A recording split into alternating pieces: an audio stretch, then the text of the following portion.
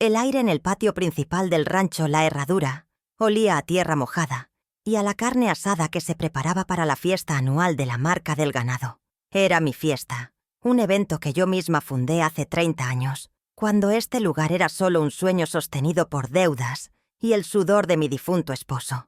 Ahora, unos 50 invitados, entre vecinos, compradores importantes y los trabajadores de toda la vida, llenaban el espacio con sus risas y conversaciones. Las luces colgadas entre los mezquites parpadeaban, creando un ambiente festivo, casi mágico.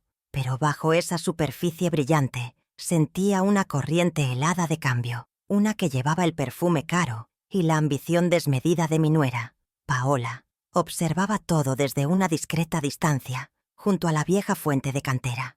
Paola había rediseñado todo el evento. En lugar de las rústicas mesas de madera que usábamos siempre, ahora había manteles largos de lino blanco y arreglos florales que parecían demasiado delicados para el campo.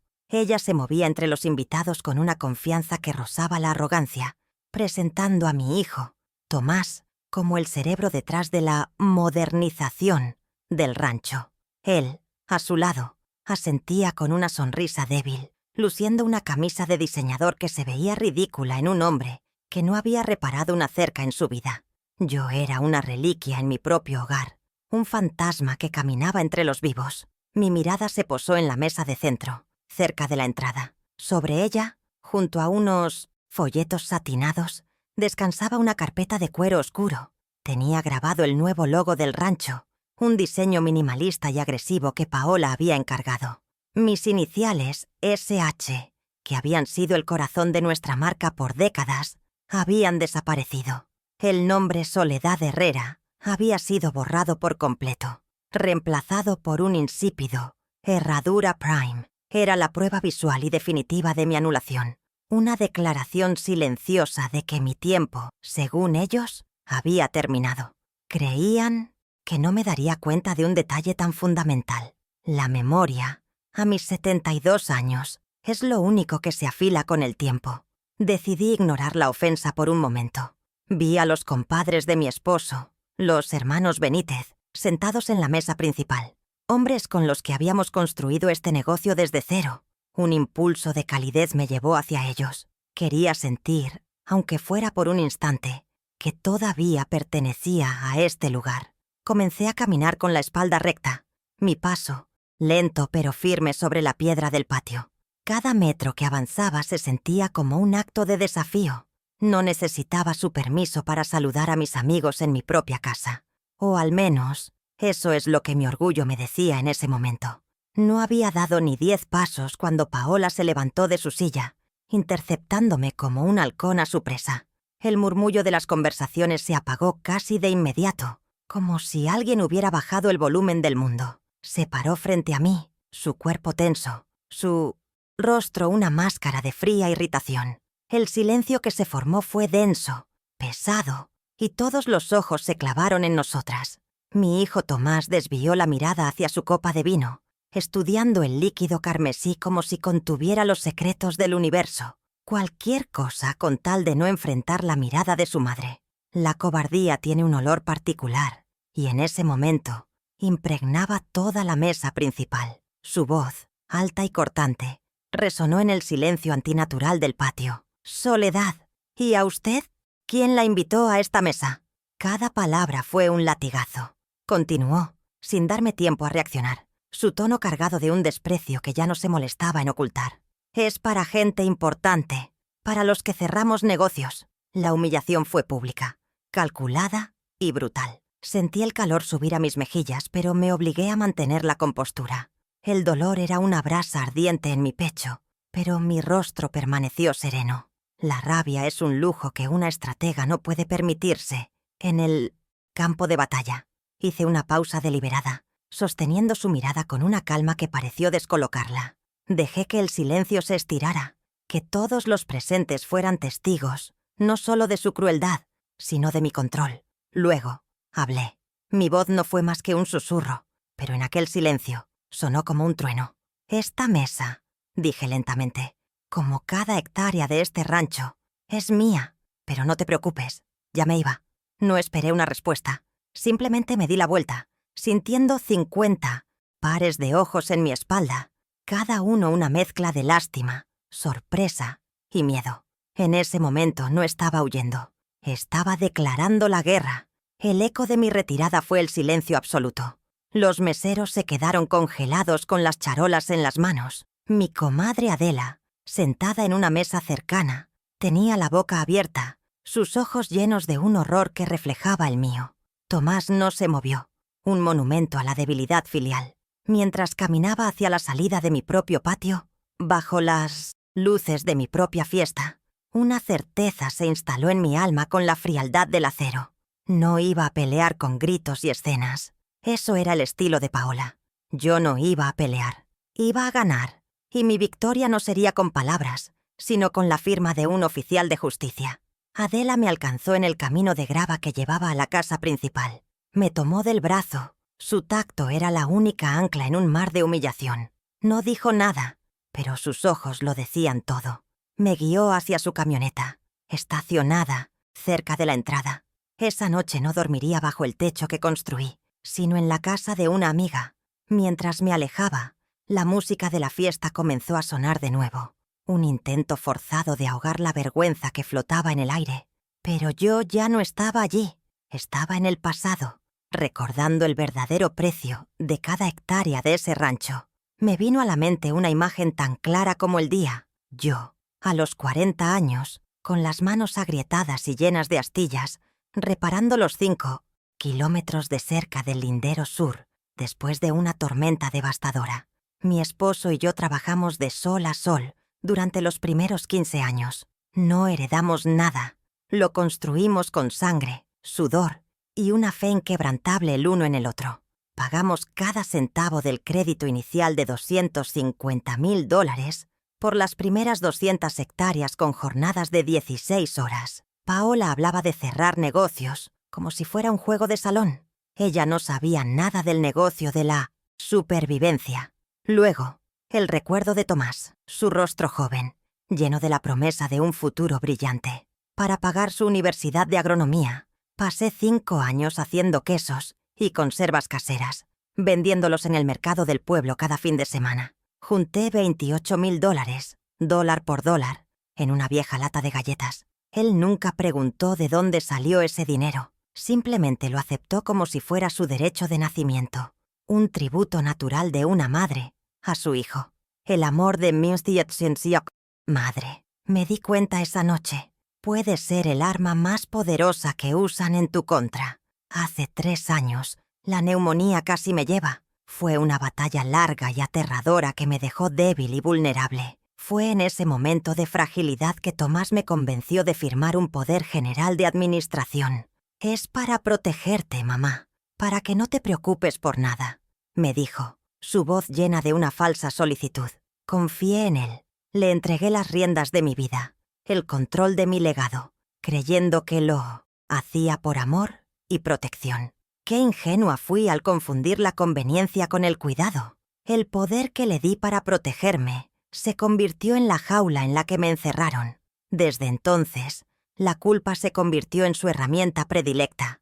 Cada vez que cuestionaba una decisión, la respuesta era una variación del mismo tema. «Mamá, estás exagerando. Ya no entiendes de negocios modernos». O la que más me dolía. «Paola se estresa mucho por mantener esto a flote. Deberías agradecérselo». Poco a poco, me aislaron de las finanzas, de las decisiones sobre la siembra, de las negociaciones de ganado. Me convirtieron en una figura decorativa en mi propio imperio. Una reina sin corona ni reino, solo con la carga de los recuerdos y el peso de su ingratitud. Sentada en la cocina de Adela, con una taza de té humeante entre las manos, el rompecabezas de mi vida reciente encajó. La humillación en la fiesta no fue un acto aislado. Fue la culminación de un largo y metódico proceso de borrado. Habían estado socavando mi autoridad, mi confianza y mi lugar en el mundo, pieza por pieza, durante 3 años. Y yo, cegada por el amor maternal y el miedo a la soledad, se lo había permitido. Pero el miedo se había evaporado, reemplazado por una claridad helada. Ya no tenía nada que perder, y todo por recuperar. El plan comenzó a formarse en mi mente, no con furia, sino con una precisión casi quirúrgica. Cada sacrificio, cada microabuso, cada dólar que ahorré, se convirtió en un dato, en una pieza de imán, evidencia en el caso que construiría contra ellos. No se trataba de venganza en el sentido vulgar de la palabra, se trataba de restauración, de reequilibrar la balanza que ellos habían inclinado tan violentamente a su favor. ¿Creían que los años me habían quitado la memoria? Al contrario, me habían dado la paciencia para recordar cada detalle, cada factura, cada contrato, cada promesa rota. A la mañana siguiente, lunes, me levanté antes del amanecer. Me vestí con un traje sastre que no había usado en años, el atuendo de la mujer de negocios que siempre fui, oculto bajo la apariencia de una viuda de campo. No me puse joyas, solo el reloj de mi esposo, un recordatorio de que el tiempo es un recurso que no se debe desperdiciar. A las 9 en punto de la mañana, estaría en la ciudad, en el despacho del licenciado Mateo Vega, hijo de un viejo amigo de mi esposo. La cortesía había terminado. Era hora de que la ley hablara. El viaje a la ciudad fue un recorrido por mi propia historia. Cada kilómetro del camino de tierra, cada árbol que bordeaba la propiedad, cada cabeza de ganado pastando en los campos, era un testimonio de mi vida. Paola quería vender 50 hectáreas para un desarrollo inmobiliario, para construir casas sin alma, donde una vez hubo vida y trabajo. La idea era una profanación, un insulto a la memoria de mi esposo y a todo lo que habíamos luchado por construir. No estaban vendiendo tierra, estaban vendiendo mi alma, y eso no iba a permitirlo. La oficina del licenciado Vega era un santuario de orden y lógica.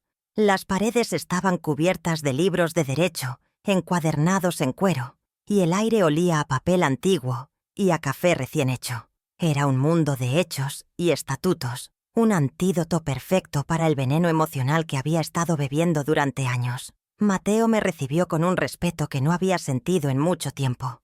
Me escuchó sin interrumpirme, sus ojos inteligentes captando cada matiz de mi historia, cada injusticia velada. Le conté todo.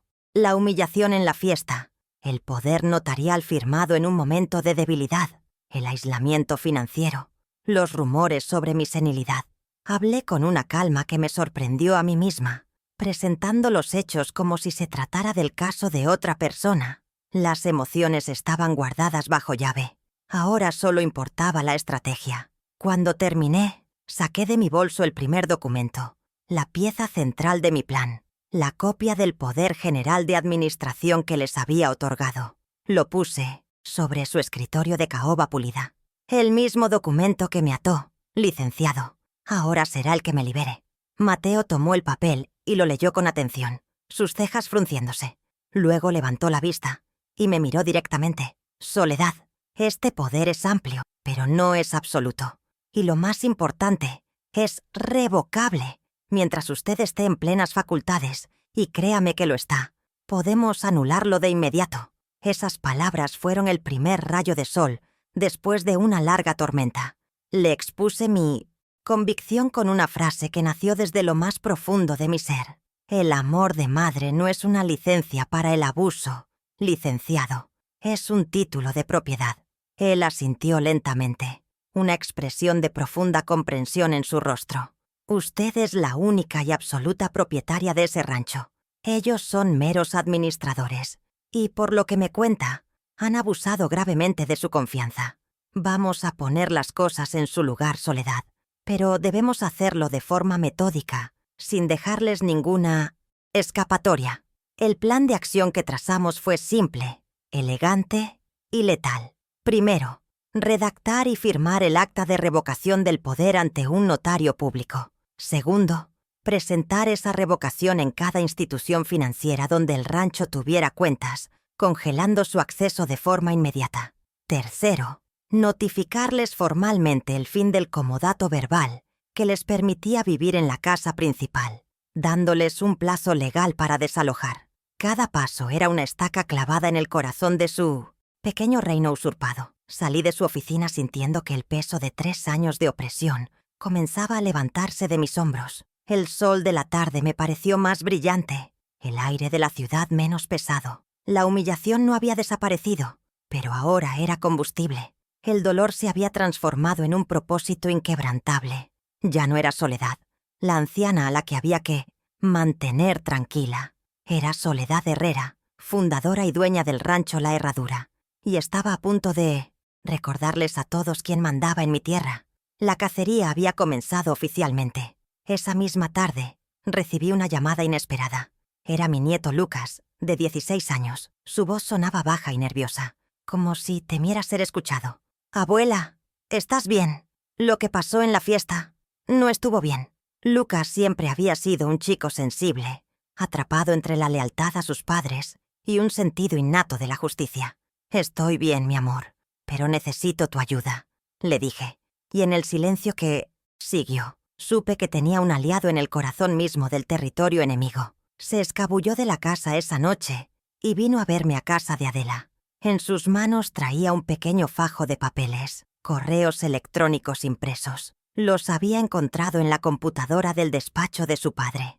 «Mamá le escribe a esos hombres, los de la constructora», me explicó, sus ojos llenos de una mezcla de miedo y determinación. «Habla de ti, abuela». Me entregó los papeles como si fueran material radiactivo. Ese pequeño acto de valentía de un adolescente me dio más fuerza que cualquier documento legal. Me senté en la mesa de la cocina de Adela, con una lupa en la mano, y leí las palabras de mi nuera. La frialdad con la que detallaba sus planes me heló la sangre. Describía la venta de las 50 hectáreas del Lindero Norte como un trato cerrado, y luego venía la frase que lo confirmaba todo. «Solo es cuestión de tiempo. Mi suegra ya no decide nada. Solo hay que mantenerla tranquila hasta que firmemos». La traición no necesita gritos. A veces viene en un correo electrónico, escrita con una fuente elegante y un lenguaje corporativo. Subrayé esa frase con un marcador rojo. Era mi prueba de fuego. Al día siguiente, la realidad de mi situación financiera me golpeó en público. Fui a la farmacia del pueblo a comprar mis medicamentos para la presión. Al momento de pagar, la joven farmacéutica pasó mi tarjeta de débito 2 veces. «Lo siento, doña Soledad, pero la tarjeta es rechazada», dijo, su voz llena de una lástima que me resultó más humillante que el insulto de Paola. 2 vecinas en la fila detrás de mí intercambiaron una mirada. El rumor de que me habían quitado el control ya no era un secreto. Me habían cortado el acceso a mi propio dinero. La campaña de desprestigio de Paola y Tomás ya estaba en marcha. Mientras esperaba en la fila del mercado, escuché a 2 conocidos hablando en voz baja. Usaron la palabra senilidad. Decían que era una pena, que yo ya no era la que era, y que por eso Tomás había tenido que tomar las riendas. Lo decían con falsa compasión, pero el mensaje era claro. Me estaban pintando como una anciana incapacitada para justificar su robo. El aire en el patio principal del rancho, La Herradura, olía a tierra mojada y a la carne asada que se preparaba para la fiesta anual de la marca del ganado. Era mi fiesta, un evento que yo misma fundé hace 30 años, cuando este lugar era solo un sueño sostenido por deudas y el sudor de mi difunto esposo. Ahora, unos 50 invitados, entre vecinos, compradores importantes y los trabajadores de toda la vida, llenaban el espacio con sus risas y conversaciones. Las luces colgadas entre los mezquites parpadeaban, creando un ambiente festivo, casi mágico. Pero bajo esa superficie brillante sentía una corriente helada de cambio, una que llevaba el perfume caro y la ambición desmedida de mi nuera, Paola. Mi mirada se posó en la mesa de centro, cerca de la entrada. Sobre ella, junto a unos folletos satinados, descansaba una carpeta de cuero oscuro. Tenía grabado el nuevo logo del rancho, un diseño minimalista y agresivo que Paola había encargado. Mis iniciales, SH, que habían sido el corazón de nuestra marca por décadas, habían desaparecido. El nombre, Soledad Herrera, había sido borrado por completo, reemplazado por un insípido Herradura Prime. Era la prueba visual y definitiva de mi anulación. Una declaración silenciosa de que mi tiempo, según ellos, había terminado. ¿Creían que no me daría cuenta de un detalle tan fundamental? La memoria, a mis 72 años, es lo único que se afila con el tiempo. Decidí ignorar la ofensa por un momento. Vi a los compadres de mi esposo, los hermanos Benítez, sentados en la mesa principal. Hombres con los que habíamos construido este negocio desde cero. Un impulso de calidez me llevó hacia ellos. Quería sentir, aunque fuera por un instante, que todavía pertenecía a este lugar. Comencé a caminar con la espalda recta, mi paso lento pero firme sobre la piedra del patio. Cada metro que avanzaba se sentía como un acto de desafío. No necesitaba su permiso para saludar a mis amigos en mi propia casa. O al menos, eso es lo que mi orgullo me decía en ese momento. No había dado ni 10 pasos cuando Paola se levantó de su silla, interceptándome como un halcón a su presa. El murmullo de las conversaciones se apagó casi de inmediato, como si alguien hubiera bajado el volumen del mundo. Se paró frente a mí, su cuerpo tenso, su rostro una máscara de fría irritación. El silencio que se formó fue denso, pesado, y todos los ojos se clavaron en nosotras. Mi hijo Tomás desvió la mirada hacia su copa de vino, estudiando el líquido carmesí como si contuviera los secretos del universo. Cualquier cosa con tal de no enfrentar la mirada de su madre. La cobardía tiene un olor particular, y en ese momento impregnaba toda la mesa principal. Su voz, alta y cortante, resonó en el silencio antinatural del patio. Soledad. ¿Y a usted quién la invitó a esta mesa? Cada palabra fue un latigazo. Continuó, sin darme tiempo a reaccionar, su tono cargado de un desprecio que ya no se molestaba en ocultar. Es para gente importante, para los que cerramos negocios. La humillación fue pública, calculada y brutal. Sentí el calor subir a mis mejillas, pero me obligué a mantener la compostura.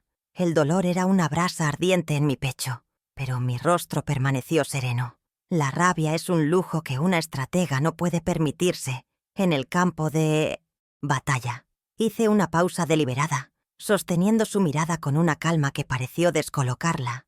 Dejé que el silencio se estirara, que todos los presentes fueran testigos, no solo de su crueldad, sino de mi control. Luego, hablé. Mi voz no fue más que un susurro, pero en aquel silencio sonó como un trueno. Esta mesa, dije lentamente, como cada hectárea de este rancho, es mía, pero no te preocupes, ya me iba. No esperé una respuesta, simplemente me di la vuelta, sintiendo 50 pares de ojos en mi espalda, cada uno una mezcla de lástima, sorpresa y miedo. En ese momento no estaba huyendo, estaba declarando la guerra. El eco de mi retirada fue el silencio absoluto.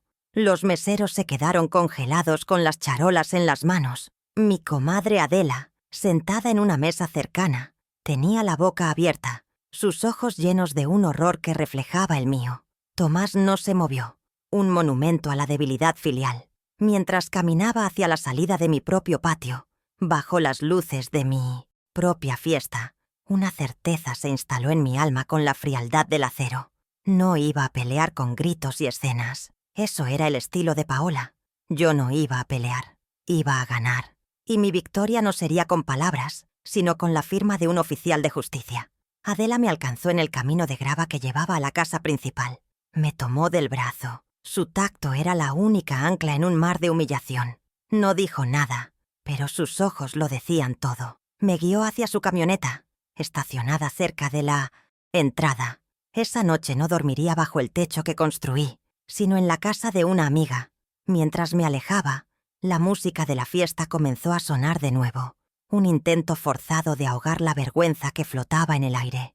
Pero yo ya no estaba allí, estaba en el pasado, recordando el verdadero precio de cada hectárea de ese rancho, el sudor y la sangre que se habían filtrado en esa tierra, mucho antes de que el perfume de Paola la profanara. Me vino a la mente una imagen tan clara como el día. Yo, a los 40 años, con las manos agrietadas y llenas de astillas, reparando los 5 kilómetros de cerca del lindero sur, después de una tormenta devastadora que arrancó los postes como si fueran palillos. Mi esposo y yo trabajamos de sol a sol durante los primeros 15 años. No heredamos nada. Lo construimos con sangre, sudor y una fe inquebrantable el uno en el otro. Pagamos cada centavo del crédito inicial de $250,000 por las primeras 200 hectáreas con minutes y onzos, jornadas de 16 horas. Paola hablaba de cerrar negocios, como si fuera un juego de salón. Ella no sabía nada del negocio de la supervivencia, de mirar al cielo y rezar por lluvia o por piedad. Recuerdo el peso de esa deuda como si fuera una manta mojada sobre mis hombros, día y noche. Cada amanecer era una batalla contra los intereses, cada atardecer una pequeña victoria contra la bancarrota. La tierra no era nuestra, era del banco. Y cada animal que marcábamos, cada cosecha que levantábamos, era un tributo para ellos. Celebrábamos los pequeños triunfos, como la primera vez que pudimos comprar un tractor de segunda mano, sin pedir un nuevo préstamo, o cuando finalmente reemplazamos el techo de lámina de la casa por uno de teja. Eran cicatrices de guerra que llevábamos con orgullo, marcas que contaban la historia de nuestra resistencia.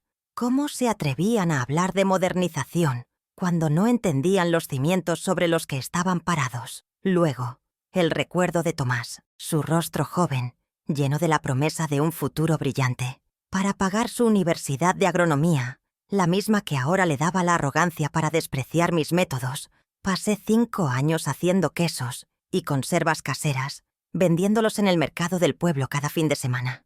Me levantaba a las 4 de la mañana para ordeñar, para pasteurizar, para revolver la mermelada hasta que me dolían los brazos. Junté $28,000, dólar por dólar, en una vieja lata de galletas escondida, debajo de mi cama. Era el dinero más honesto y más pesado que he tocado en mi vida. Cada billete impregnado del olor a leche y a fruta cocida. Él nunca preguntó de dónde salió ese dinero. Simplemente lo aceptó como si fuera su derecho de nacimiento. Un tributo natural de una madre a su hijo. Lo vi meter los fajos de billetes en su mochila sin contarlos, con la misma displicencia con la que ahora firmaba los cheques del rancho. En ese momento mi corazón se hinchó de un orgullo ciego. El orgullo de una madre que se sacrifica por su cría.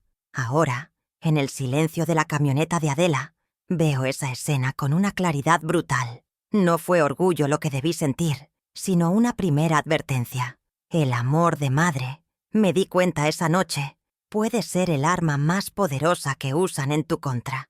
Hace 3 años la neumonía casi me lleva. Fue una batalla larga y aterradora que me dejó débil y vulnerable, con la sensación de que mi propio cuerpo me había traicionado.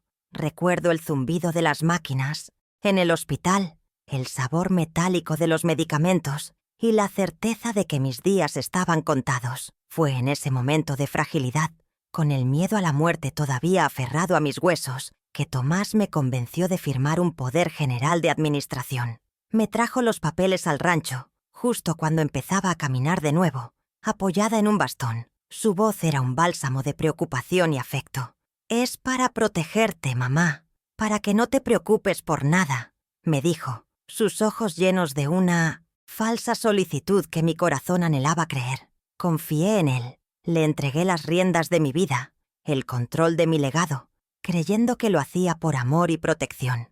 Tomé la pluma con una mano que todavía temblaba y firmé donde él me indicó. Qué ingenua fui al confundir la conveniencia con el cuidado. El poder que le di para protegerme se convirtió en la jaula en la que me encerraron, una jaula con barrotes de amor filial y cerraduras de manipulación emocional. Desde entonces, la culpa se convirtió en su herramienta predilecta, un cincel con el que fueron esculpiendo mi sumisión.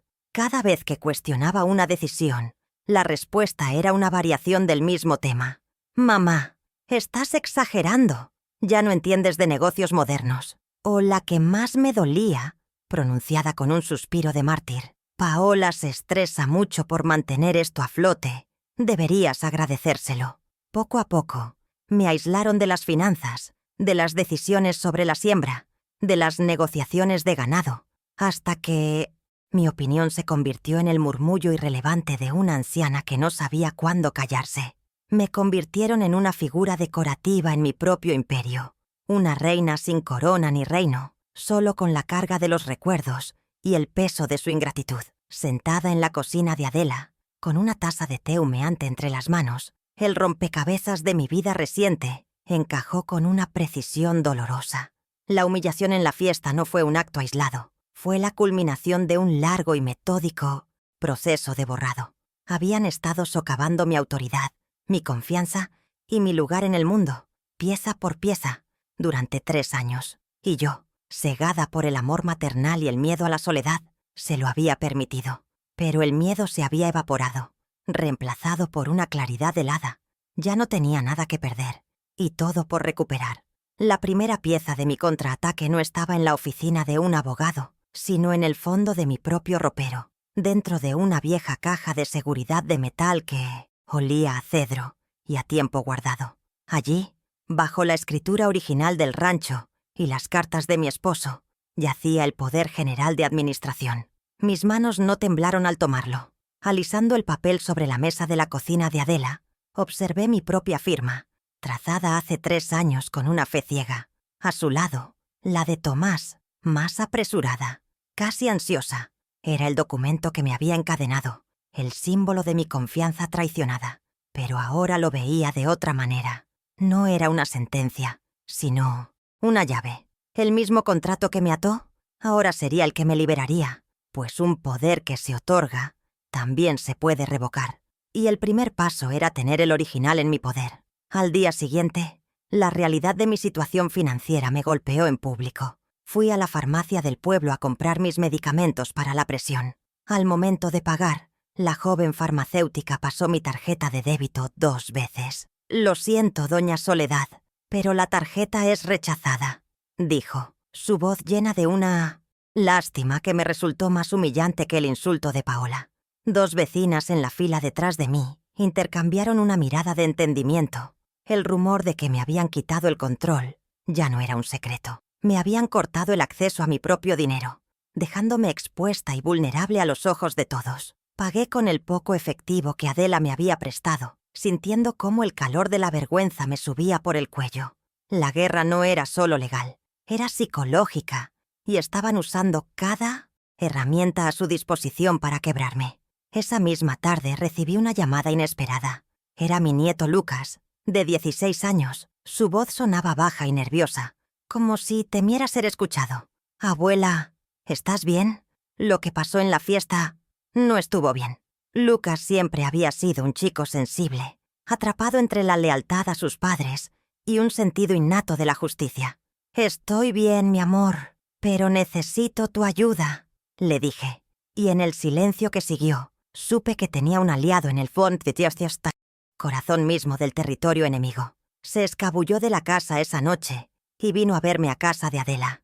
En sus manos traía un pequeño fajo de papeles, correos electrónicos impresos. Los había encontrado en la computadora del despacho de su padre.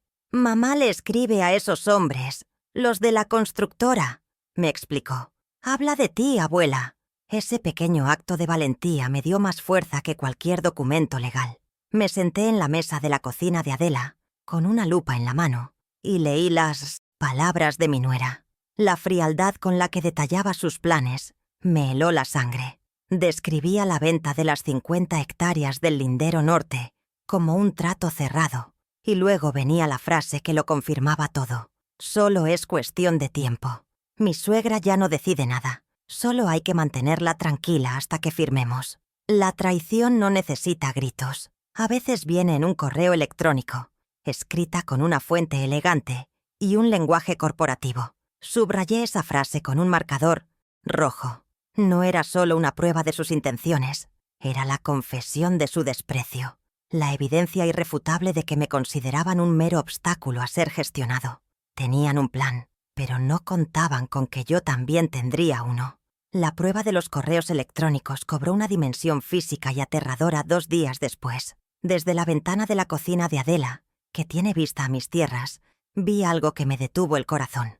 Un dron, como un insecto metálico, sobrevolaba el lindero norte. Más tarde, al acercarme por el camino secundario, vi una camioneta de una compañía de topografía y a 2 hombres con teodolitos midiendo mis campos, clavando estacas con listones anaranjados en la tierra que yo había arado con mis propias manos. Ya no eran solo planes en un papel. Estaban parcelando mi legado frente a mis ojos, profanando la tierra con la promesa de un dinero que nunca verían.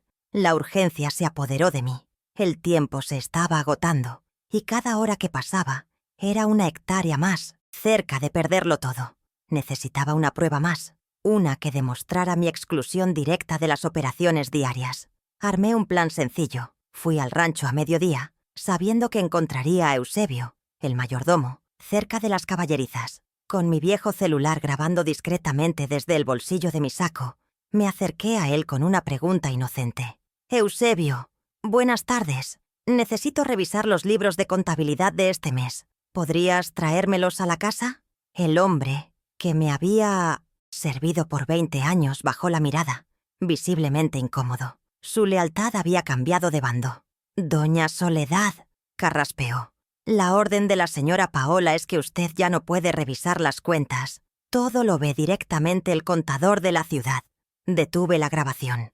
La lealtad de un hombre se mide por quien cree que tiene el poder. Fue un error de cálculo, pero el suyo, no el mío. La campaña de desprestigio de Paola y Tomás ya estaba en marcha, como un veneno lento esparciéndose por el pueblo. Mientras esperaba en la fila del mercado, escuché a dos conocidos hablando en voz baja. Usaron la palabra senilidad. Decían que era una pena, que yo ya no era la que era, y que por eso Tomás había tenido que tomar las riendas para salvar el rancho. Lo decían con falsa compasión, pero el mensaje era claro. Me estaban pintando como una anciana incapacitada para justificar su robo. No se trataba solo de dinero o de tierras. Estaban asesinando mi reputación, mi historia, mi nombre. Cada murmullo era una palada de tierra sobre la tumba en la que querían enterrarme en vida. Pero se equivocaban. Aún no estaba muerta, y mi memoria estaba más afilada que nunca. Con estas pruebas en mi poder, volví a la oficina del licenciado Vega. Le mostré los correos, le hice escuchar la grabación. Él asintió, su rostro grave. «Esto es más que suficiente para demostrar mala fe y abuso de confianza, Soledad. Pero tengo algo más para usted». Abrió una carpeta timbrada y sacó una copia certificada de la escritura maestra del rancho La Herradura, obtenida del registro público esa misma mañana. La puso frente a mí. Allí, en una caligrafía impecable, estaba mi nombre completo como única y absoluta propietaria del 100% de la propiedad. El sello oficial de la notaría brillaba bajo la luz de la lámpara. «Pueden administrar el dinero», dije, sintiendo una fuerza inmensa recorrer mi cuerpo. «Pero la tierra tiene memoria y tiene dueña». Esa noche, extendí mi arsenal sobre la mesa de Adela. El poder de administración, mi error y ahora mi arma. Los correos impresos con la frase de Paola subrayada en rojo, la prueba de su traición.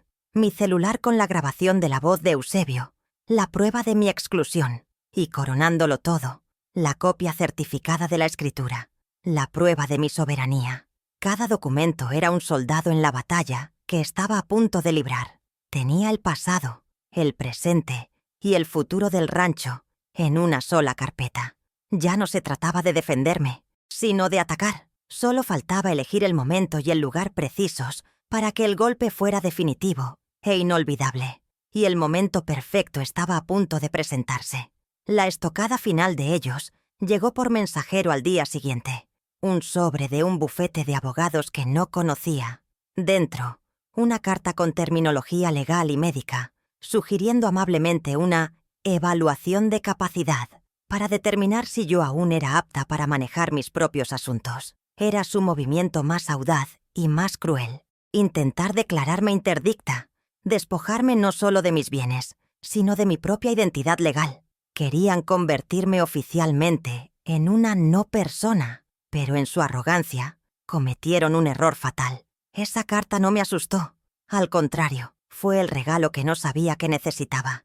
Era la prueba definitiva de su malicia, la justificación perfecta para la tormenta que estaba a punto de desatar sobre sus cabezas. La cacería había terminado. La ejecución estaba por comenzar.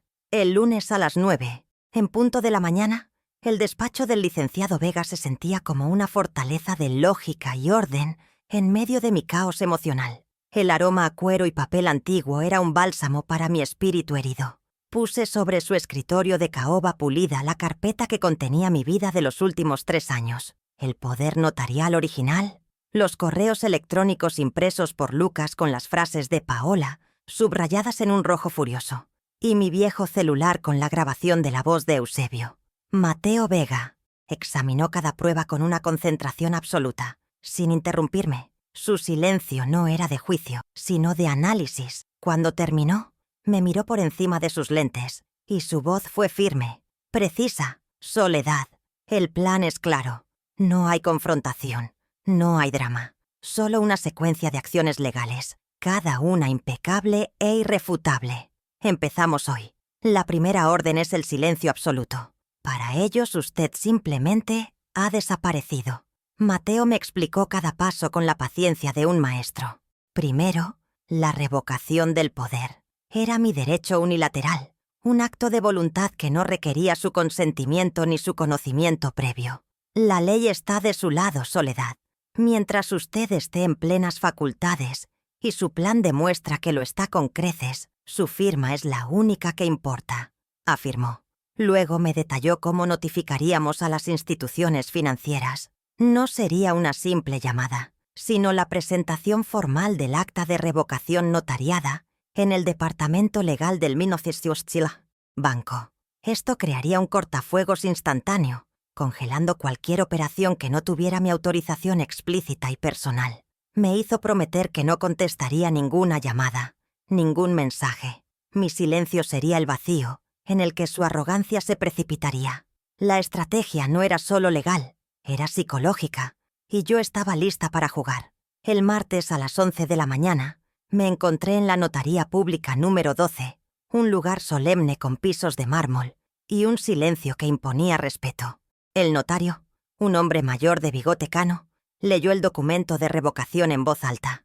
Cada palabra resonaba como un martillazo clavando el ataúd de la tiranía de mi nuera. Recordé la mano temblorosa con la que firmé el poder original, debilitada por la enfermedad y la confianza ciega. Ahora, mi mano era firme. Tomé la pluma, y mi firma se deslizó sobre el papel, clara, fuerte, un trazo de tinta negra que borraba 3 años de sumisión. El notario estampó su sello oficial, un golpe seco que sonó como el disparo de salida de mi nueva vida. Al salir de allí, con la copia certificada en mi bolso, sentí que el aire era más ligero, que podía respirar profundamente por primera vez en mucho tiempo. Esa tarde, mientras Mateo iniciaba los trámites, yo realicé mi propia auditoría silenciosa. Llamé a Ernesto, un contador jubilado que había trabajado para mi esposo durante décadas y en quien confiaba ciegamente. Le pedí, como un favor personal, que hiciera una revisión preliminar y discreta de los movimientos más grandes en las cuentas del rancho durante los últimos 18 meses, basándose en los estados de cuenta que yo había logrado guardar antes de que me negaran el acceso. En menos de 3 horas, me devolvió la llamada. Su voz era una mezcla de indignación y tristeza. Había encontrado una serie de transferencias por un total de $45,000 a una consultora fantasma registrada a nombre de un primo de Paola.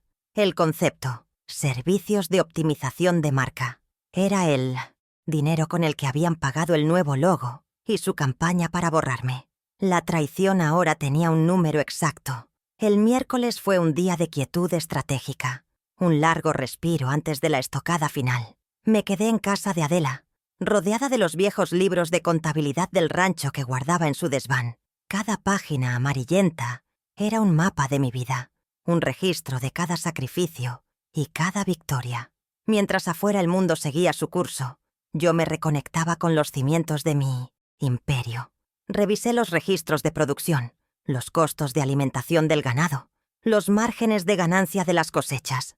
Comparé los números históricos con los pocos datos recientes que tenía. El desmanejo era evidente. Habían inflado costos y reducido la inversión en áreas clave para financiar su estilo de vida. No solo me estaban robando el futuro, estaban profanando el pasado. Cada número que apuntaba en mi libreta era una razón más para no flaquear. El jueves a las 4 de la tarde, el hacha cayó sobre el cuello financiero de Tomás y Paola. Recibí la llamada de Mateo. «Listo, Soledad». El acta de revocación fue recibida y sellada por el departamento jurídico del banco a las 15:58. A partir de este momento, todas las cuentas y líneas de crédito están congeladas para ellos. La próxima vez que intenten usar una tarjeta, verán un mensaje que nunca han visto antes. Fondos insuficientes. Colgué el teléfono y me serví un vaso de agua. Imaginé la escena con una claridad cristalina. Paola en una boutique de lujo, entregando su tarjeta para pagar el vestido que usaría en la firma con los inversionistas. La vendedora pasándola 1, 2 veces, la sonrisa congelada de mi nuera, su confusión convirtiéndose en furia. El poder no es solo tener dinero, es la capacidad de usarlo. Y yo acababa de cortarles el suministro. La belleza de este movimiento era su silencio. Ellos no recibirían una notificación del banco. Simplemente descubrirían el bloqueo en el momento más inoportuno, cuando su arrogancia estuviera en su punto más alto. Quizás Tomás intentaría pagar la cena con los inversionistas esa noche, o Paola intentaría confirmar la compra del champán más caro para celebrar la venta de mi tierra. La humillación ya no sería mía, sino de ellos, servida en público, no por un grito, sino por el pitido implacable de una terminal bancaria. Cada minuto que pasaba sin que ellos supieran por qué su mundo financiero se desmoronaba era una pequeña victoria para mí. Estaban caminando a ciegas hacia una pared de ladrillos que yo había construido meticulosamente, y el impacto era inminente. La guerra de guerrillas había terminado. El asedio final había comenzado. El viernes por la mañana, a las 10 en punto, me reuní con el alguacil Ramiro Cárdenas en un café discreto a las afueras del pueblo. No era un extraño. Su padre había trabajado en el rancho cuando yo era joven. Le presenté mi situación con calma y dignidad, sin un ápice de melodrama. Le mostré la copia certificada de la escritura, la revocación notariada del poder y la notificación de fin de comodato redactada por Mateo. Le expliqué que a las 5 de la tarde se estaría llevando a cabo una reunión en la casa principal para intentar vender ilegalmente una parte de mi propiedad. Ramiro, le dije mirándolo a los ojos, no busco un escándalo, busco que la ley se cumpla. Necesito que usted entregue estas notificaciones de manera oficial para que no quede duda de su legalidad y para disuadir cualquier reacción violenta. Él leyó los documentos, asintió con gravedad y dijo una sola frase: «Cuente conmigo, doña Soledad», a las 5 en punto. Las horas siguientes transcurrieron con una lentitud deliberada. Me vestí para la ocasión no con un traje de batalla, sino con un vestido de lino color marfil y mis botas de trabajo, las que tenían la tierra del rancho incrustada en las suelas. Era un recordatorio, para mí y para ellos, de a quién pertenecía realmente ese lugar. Cada documento estaba en su funda de plástico, ordenado en mi portafolio. Repasé la coreografía en mi mente. Mi llegada, la intervención del alguacil, la presentación de las pruebas a los inversionistas, la estocada final. No había espacio para la improvisación. Cada palabra que diría estaba ensayada, cada gesto calculado. No iba como una madre herida a reclamar lo suyo. Iba como la dueña legítima a ejecutar una orden de desalojo. La mujer que habían humillado el sábado por la noche había muerto.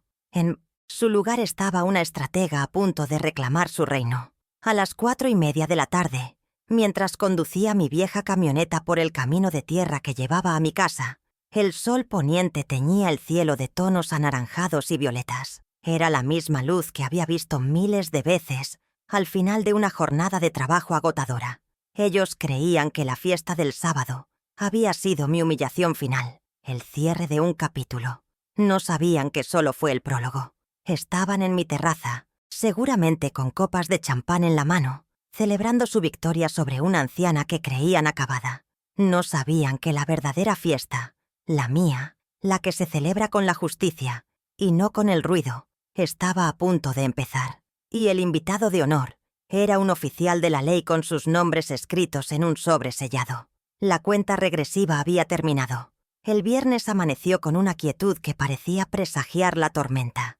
Desde la ventana de la cocina de Adela, observaba cómo el sol pintaba de oro los campos que eran míos, una vista que me llenaba de una calma helada. Sabía que a esa misma hora, a pocos kilómetros de distancia, en la casa principal, reinaba un ambiente de euforia contenida. Paola estaría seleccionando su atuendo más imponente Tomás ensayaría su sonrisa de falso empresario. Se preparaban para firmar la venta de mi alma por $2,5 millones. Lo que no sabían era que, desde las 4 de la tarde del día anterior, ya no eran los reyes de ese castillo.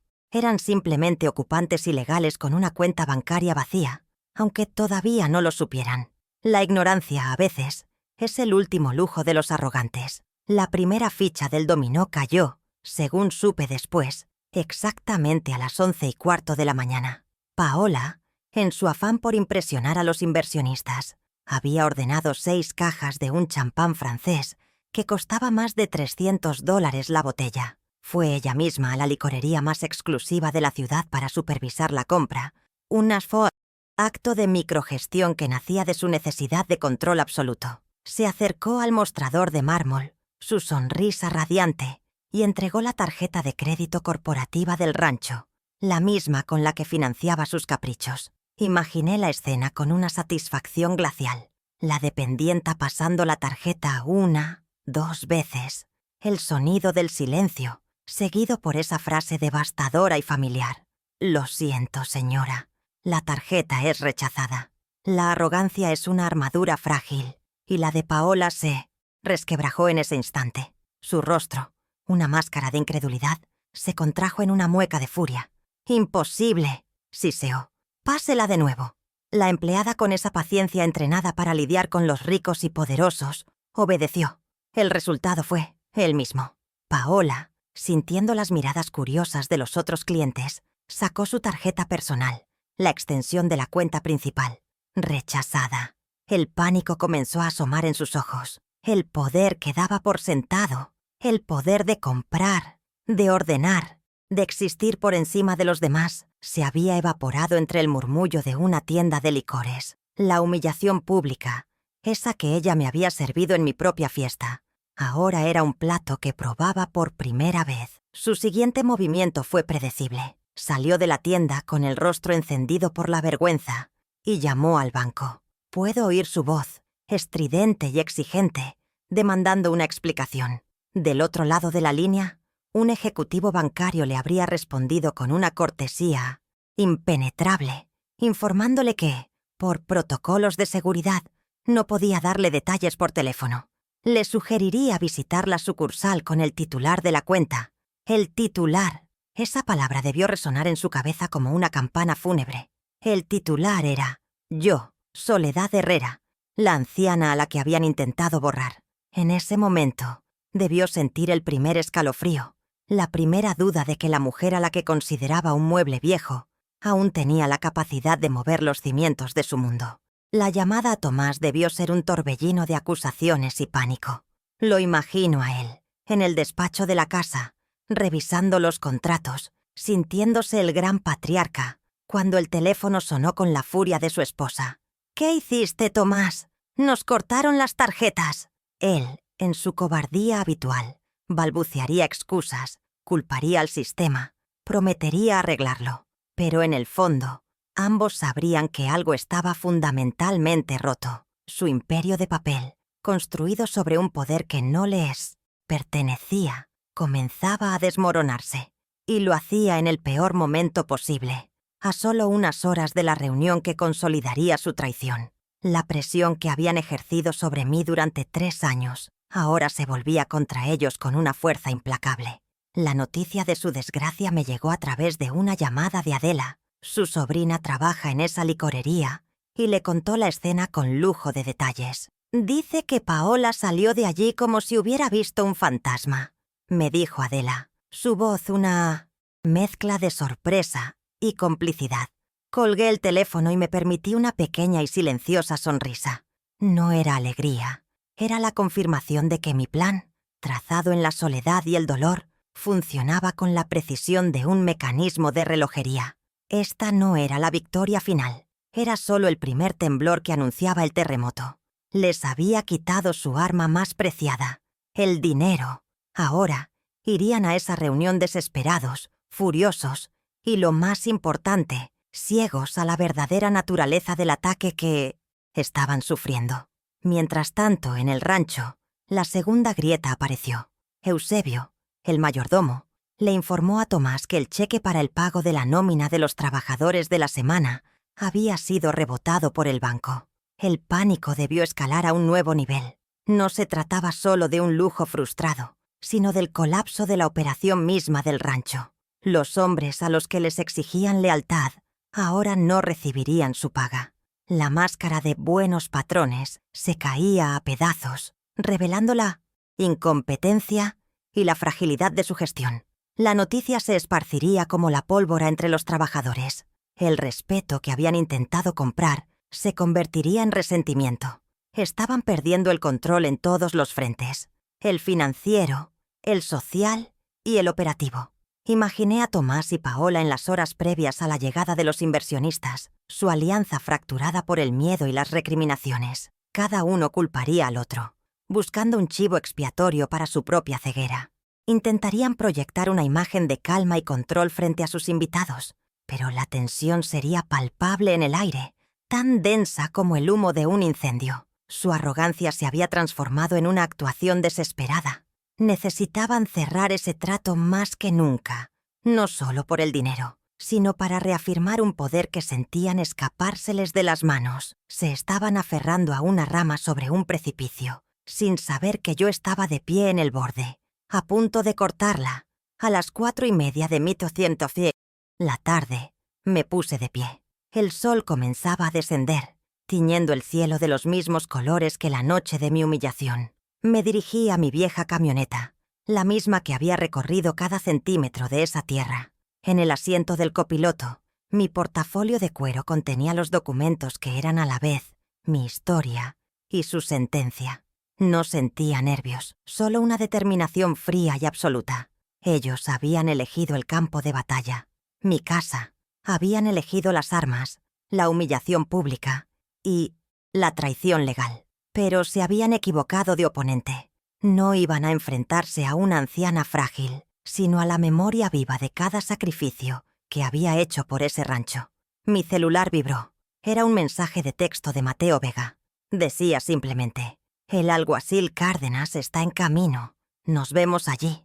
Buena suerte, Soledad. No la necesitaba. La suerte es para los que apuestan. Yo no estaba apostando. Estaba cobrando una deuda. Encendí el motor. Su ronroneo familiar era la única música que necesitaba. Mientras avanzaba por el camino de grava, levantando una nube de polvo rojizo, supe que este no era un final. Era una rectificación, una corrección en el gran libro de contabilidad de la vida, donde las cuentas de la dignidad y el respeto estaban a punto de ser saldadas. La mesa estaba puesta. Solo faltaba servir el plato principal, la justicia. Llegué a las 5 en punto. La hora dorada en que el sol besa la tierra antes de despedirse. En la terraza de mi casa, la escena era exactamente como la había imaginado. Una postal de arrogancia.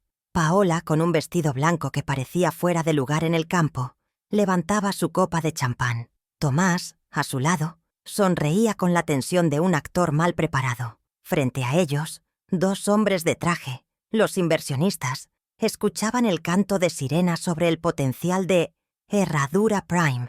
Estaban celebrando la venta de mi tierra, de mi vida, con una bebida que probablemente habían pagado con mi dinero. No sabían que la cuenta ya estaba cerrada y que el verdadero brindis, el mío, estaba a punto de servirse. El motor de mi vieja camioneta es un sonido ronco y familiar, un sonido de trabajo, no de lujo.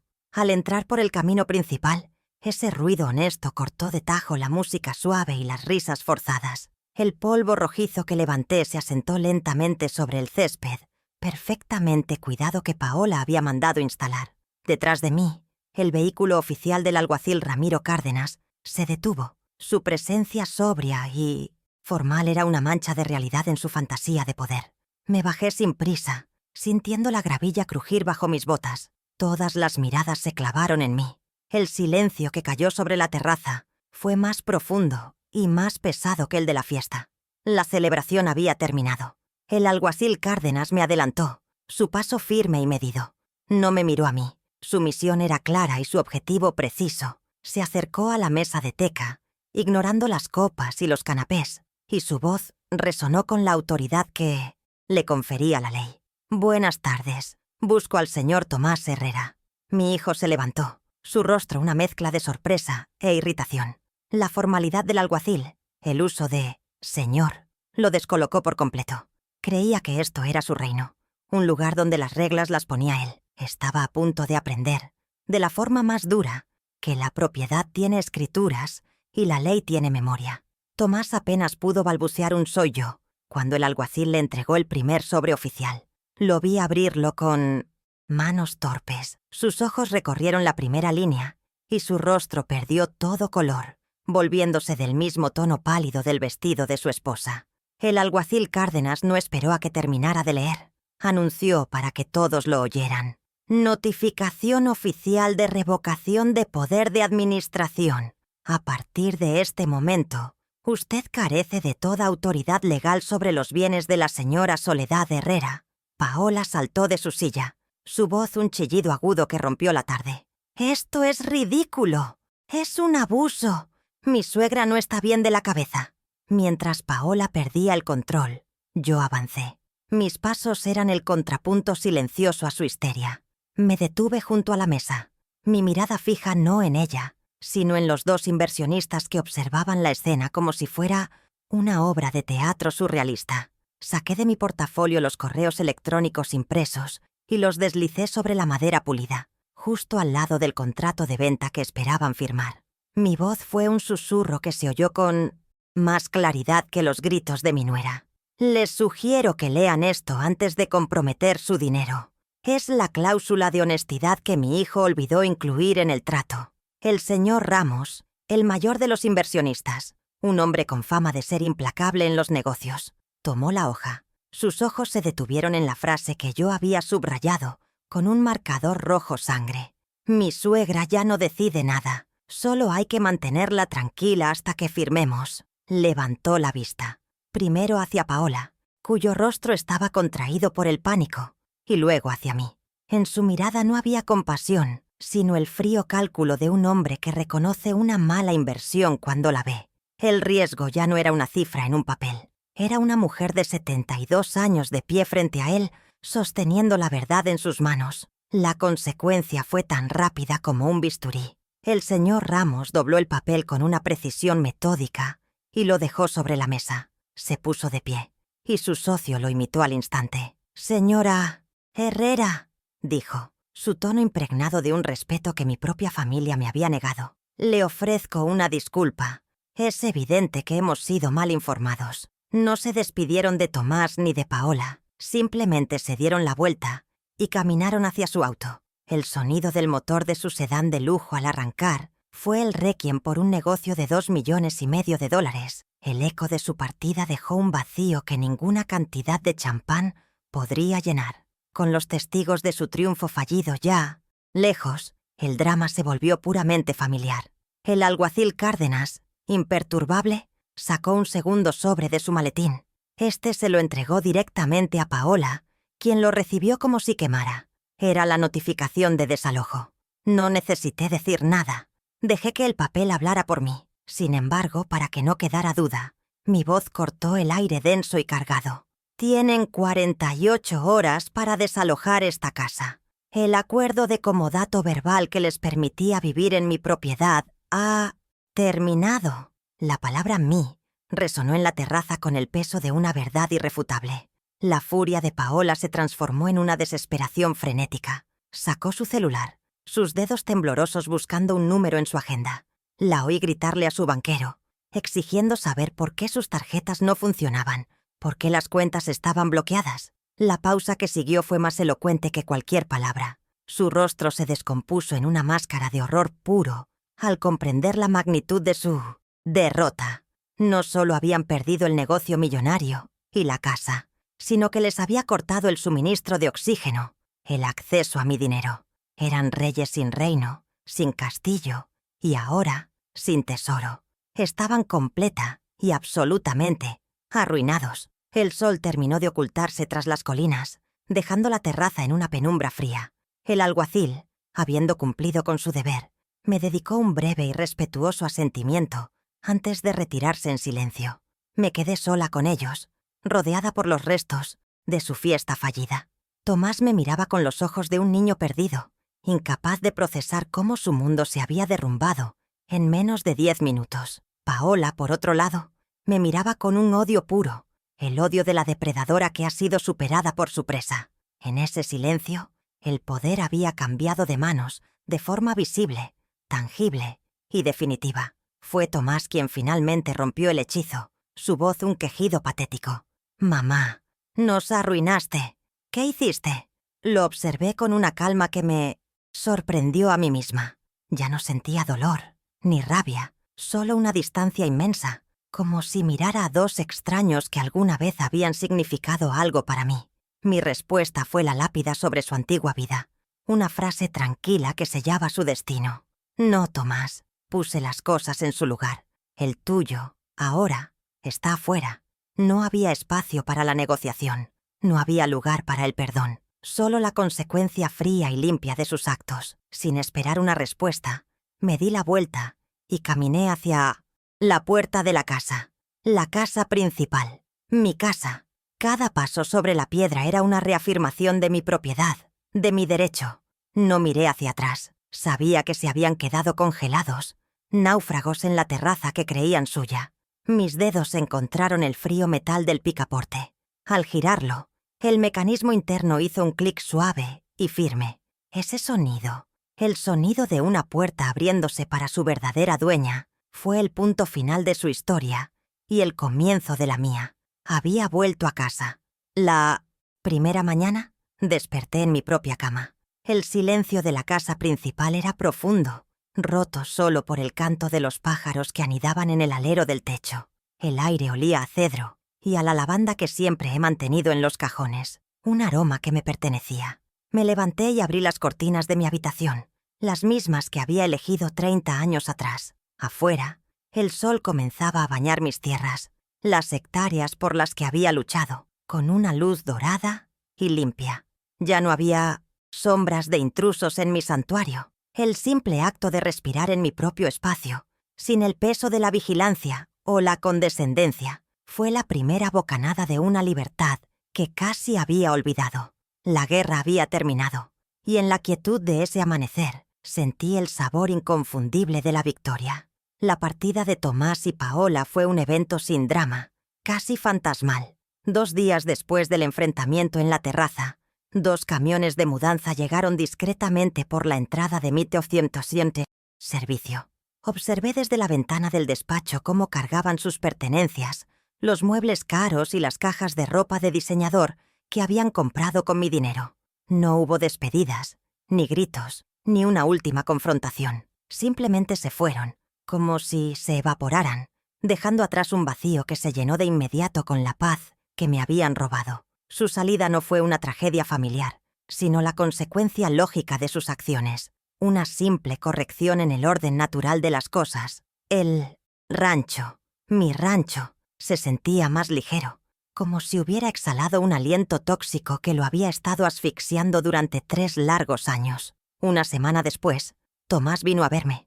Llegó solo, conduciendo su imponente camioneta que ahora parecía un disfraz demasiado grande para él. Se sentó frente a mí en el mismo despacho donde antes planeaba mi despojo, y su postura ya no era la de un director, sino la de un subordinado. Intentó la vieja táctica de la culpa, su voz teñida de una autocompasión que ya no me conmovía. «Mamá, nos has dejado en la calle. Paola está destrozada. No tenemos nada». Lo escuché en silencio, sin interrumpir su letanía de quejas. Ya no era la madre cuyo corazón podía ser torcido por el dolor de su hijo. Era la dueña de un negocio que había sido estafada, y mi paciencia para el sentimentalismo se había agotado por completo. Cuando terminó, establecí las nuevas reglas con una voz tranquila pero inflexible. «Tomás, esta sigue siendo tu casa, en el sentido de que aquí naciste. Puedes venir a visitarme cuando quieras, pero hay una condición que no es negociable. Tu esposa no volverá a poner un pie en esta propiedad. Jamás». Hice una pausa para que el peso de mis palabras se asentara. Mi paz no tiene precio, y ella me la quitó. Proteger mi hogar y mi tranquilidad es ahora mi única prioridad. La relación que teníamos antes, la de una madre que todo lo permite, Se acabó para siempre. Espero que lo entiendas. No era una petición, era un decreto. Él bajó la mirada, derrotado, porque sabía que no había espacio para la negociación. Luego, abordé el tema profesional, el verdadero núcleo de nuestro conflicto. En cuanto al rancho, continué, deslizando una carpeta a través de la mesa. He contratado a Ernesto, el viejo contador de tu padre, como administrador general. Él se encargará de las finanzas. Tú ya no tienes acceso a ninguna cuenta ni autoridad para tomar decisiones. Recibirás una asignación mensual, un sueldo modesto, siempre y cuando demuestres un compromiso real con el trabajo del campo, no con el de la oficina. Tu herencia ya no es un derecho, es un privilegio que deberás ganarte de nuevo, día a día, bajo mi supervisión. Eres un empleado más, Tomás, y como a todos, se te exigirán resultados. Su reacción no fue de ira, sino de una resignación abrumadora. El hombre que se sentaba frente a mí ya no era el titán de los negocios que pretendía ser, sino un niño asustado al que le habían quitado sus juguetes. Vio en mis ojos una determinación de acero que nunca antes había conocido, la fuerza de una mujer que había tocado fondo y había resurgido con una claridad inquebrantable. Asintió lentamente, incapaz de formular una protesta coherente. Se levantó y se fue sin decir una palabra más, no como un hijo que abandona la casa de su madre, sino como un empleado despedido que sale de la oficina de la dueña. La dinámica de poder no solo había cambiado, se había invertido por completo. Las semanas siguientes fueron un renacimiento. Me reuní con Eusebio, el mayordomo, en las caballerizas. No hubo reproches ni acusaciones. Simplemente le di mis nuevas órdenes, detallando el plan de trabajo para la próxima temporada. Su lealtad, antes vacilante, ahora era absoluta, teñida de un respeto que rayaba en el temor. Contraté a un agrónomo joven, recién graduado de la misma universidad que Tomás, para que aportara nuevas ideas bajo mi dirección. Juntos, revisamos los libros, cortamos los gastos superfluos y redirigimos la inversión a lo que realmente importaba: la tierra, el ganado y la gente que trabajaba en ellos. El rancho comenzó a sanar, a respirar de nuevo al ritmo de la productividad y el respeto mutuo. Mi rutina se transformó. Cada mañana, al amanecer, me sentaba en la misma terraza donde había ocurrido el clímax, pero en lugar de la tensión de la batalla, ahora solo había la serenidad del deber cumplido. Con una taza de café humeante en la mano, observaba cómo mis hombres comenzaban sus labores. Caminaba por los linderos, sentía la textura de la tierra bajo mis botas, comprobaba la calidad del pasto. El nuevo logo de Herradura Prime fue retirado de la entrada principal y, en su lugar, mandé a restaurar el viejo letrero de hierro forjado con mis iniciales, SH. No era un acto de nostalgia, sino una declaración de identidad. Soledad Herrera estaba de vuelta, y su nombre volvía a ser sinónimo de trabajo y dignidad. En este nuevo orden, mi nieto Lucas se convirtió en mi sombra y mi esperanza. Venía a verme todas las tardes después de la escuela, no por obligación, sino por una curiosidad genuina. Se sentaba conmigo en el despacho y yo le abría los viejos libros de contabilidad, los mismos que su padre nunca se había molestado en entender. Le mostraba las cifras, pero también le contaba las historias detrás de ellas. La sequía de 1985, la plaga que casi acaba con el ganado en el 92, la alegría de la primera cosecha récord. Le estaba enseñando que el rancho no era solo un negocio, sino un organismo vivo con memoria, cicatrices y un alma que debía ser respetada. Un atardecer, mientras revisábamos los planos de la propiedad, puse mi mano sobre la suya. Sus dedos eran jóvenes y fuertes. El futuro. Lo miré a los ojos, asegurándome de que comprendiera la gravedad de mis palabras. Esto, algún día será tuyo, Lucas. No de tu padre, tuyo. Pero tienes que aprender a cuidarlo con respeto, a entender que cada hectárea se pagó con sudor y sacrificio, no con planes de venta y folletos brillantes. El legado no está en el dinero que sacas de la tierra, sino en el amor que le devuelves. Él asintió. Su mirada seria y llena de una comprensión que superaba sus 16 años, estaba sembrando en él la semilla de la verdadera custodia. La imagen final de mi victoria no fue un grito ni una celebración, sino un momento de paz absoluta. Una mañana de domingo, con la neblina todavía flotando sobre los pastizales, estaba en la terraza, con mi café. Lucas estaba a mi lado.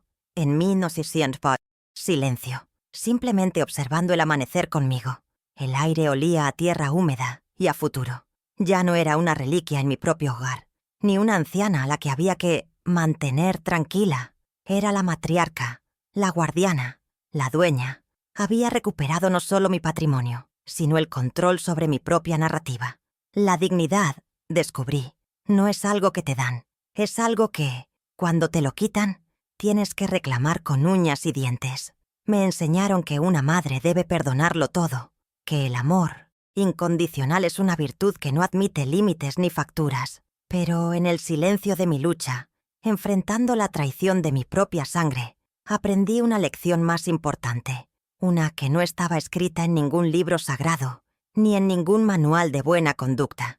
Aprendí por mi cuenta que una mujer debe, primero, y por encima de todas las cosas, respetarse a sí misma, porque el respeto propio es la única tierra que nadie, nunca, te puede arrebatar.